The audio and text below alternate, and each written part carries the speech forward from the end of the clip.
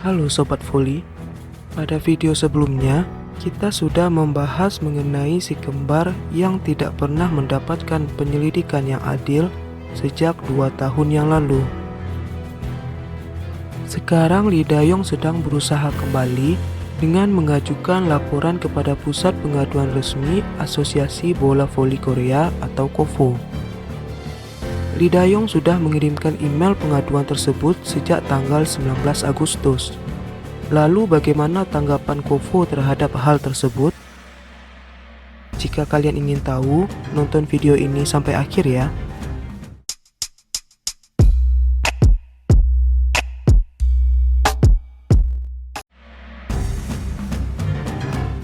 Setelah artikel wawancara Lee Jae-yong part kedua dengan The Spike pada tanggal 18 Agustus, Lee Dayong mulai memposting bukti-bukti screenshot pesan KakaoTalk antara dia dan Kim Yong Kyung. Selain itu, Dayong juga mengisyaratkan bahwa dia akan mengungkapkan bukti-bukti lainnya. Lalu pada tanggal 19 Agustus, Lee Dayong mengajukan laporan kepada Pusat Pengaduan KOFO. Kali ini, Lee Dayong mengumpulkan keberaniannya dan mencoba meminta penilaian dan penyelidikan yang adil pada KOFO. Pada tanggal 23 Agustus, Lee Dayong memposting keluhan tentang pelecehan seksual di tempat kerja melalui akun Instagramnya. Selain foto yang menunjukkan kriteria untuk menilai kekerasan seksual, caption postingan tersebut juga mengisyaratkan mengenai tim nasional. Kemudian pada tanggal 28 Agustus, Lee Dayong memposting gambar pusat keluhan atlet di Instagramnya dan artikel pasal 8 Peraturan Pelindungan Hak Asasi Atlet KOFO.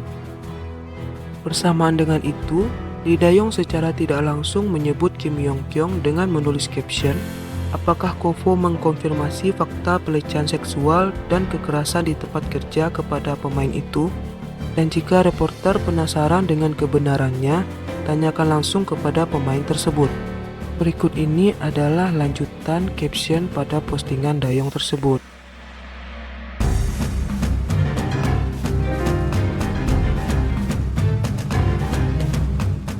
Berdasarkan artikel dari MHN Sport, pada tanggal 28 Agustus, mereka menghubungi KOFO dan menanyakan mengenai laporan yang diajukan Lee Dayong. Seorang pejabat KOFO kemudian mengatakan bahwa memang benar Lee Dayong telah mengirimkan laporan ke Pusat Penanganan Keluhan.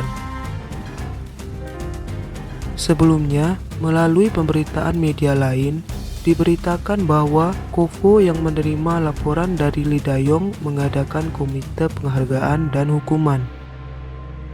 Berita tersebut menimbulkan kecurigaan adanya perlakuan istimewa. Karena menurut peraturan KOFO, jika Anda bukan anggota V-League saat ini, maka Anda tidak dapat mengajukan laporan ke pusat pengaduan. Seorang pejabat KOFO menanggapi hal tersebut dengan mengatakan, "Ada pusat penanganan keluhan atlet yang dibuka 10 tahun yang lalu atas permintaan Kementerian Kebudayaan, Olahraga dan Pariwisata. Dan ketika seorang atlet melaporkan masalah hak asasi manusia, ada sistem terpisah untuk membahas masalah ini." Lee Dayong mengatakan bahwa dia mengajukan melalui sisi ini, bukan melalui Komite Penghargaan dan Hukuman. Untuk meringkas situasinya, memang benar bahwa Lee Dayong mengajukan laporan ke Pusat Pengaduan minggu lalu.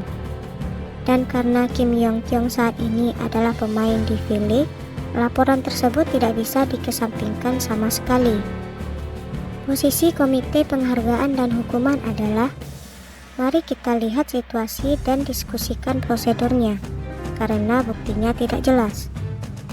Untuk lebih jelasnya, ini adalah situasi di mana tidak ada yang ditunda dan tidak ada yang dilakukan.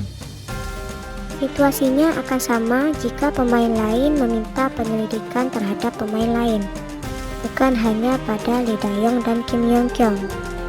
Ini bukan perlakuan istimewa untuk pemain tertentu. berdasarkan pernyataan tersebut, sulit untuk membentuk komite penghargaan dan hukuman untuk melakukan penyelidikan. karena tidak cukup bukti dan bukti yang diberikan oleh Lee Dayong mendekati argumen sepihak. Jika tidak ada bukti yang jelas bahwa Kim Yong Kyung secara langsung mengumpat, atau jika tidak ada kesaksian bahwa benar saya mengatakan itu kepada Lee Dayong, ini akan menjadi pernyataan yang mendekati pencemaran nama baik. Selain itu, MHN Sport juga mempertanyakan mengapa tindakan disipliner tingkat KOFO terhadap si kembar tidak dilakukan pada insiden kekerasan di sekolah yang lalu. KOFO menanggapinya dengan mengatakan, Ketua Komite Penghargaan dan Hukuman saat ini telah diganti. Kami akan merespon secara rinci setelah mengajukan pertanyaan kepada Komite Penghargaan dan Hukuman. Nah, bagaimana menurut kalian mengenai tanggapan dari KOFO tersebut? Kita tidak tahu apa saja bukti yang telah dikirim Dayong pada laporan pengaduannya tersebut. Namun, jika menurut KOFO bukti itu tidak cukup, Dayong pasti akan memikirkan langkah berikutnya.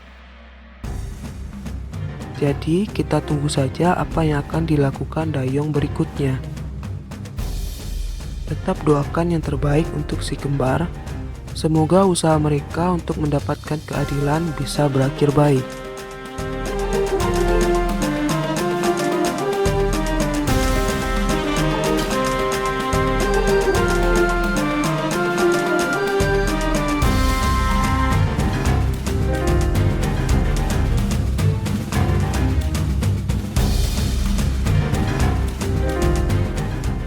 Sekian dulu video kali ini. Terima kasih bagi kalian yang sudah menonton sampai akhir. Bye-bye.